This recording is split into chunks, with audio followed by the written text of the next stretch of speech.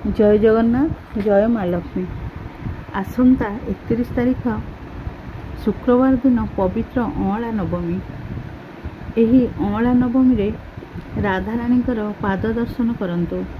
आउ मध्य एही नवमी रे अँला वृक्ष को पूजा करंतु।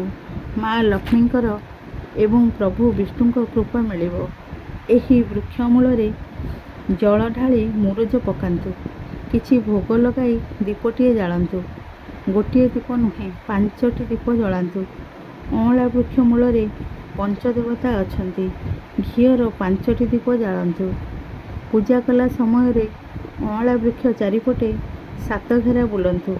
एही अँला वृक्षर पत्रटिए मध्य खाआंतु, जहाद्वारा विष्णुंकर कृपा माँ लक्ष्मींकर कृपा रहिबो। किछि मानसिक कले मध्य पूरण हेबो, कारण स्वयं विष्णु एही वृक्ष रे वास करंती। अँला गोटिए पाखरे रखंतु, माँ लक्ष्मींकर कृपा मिलिबो। कार्तिक मासरे अँला नवमी रे एही अँला वृक्ष को पूजा करंतु एवं एही वृक्ष मूलर माटी को टिके मथारे लगांतु।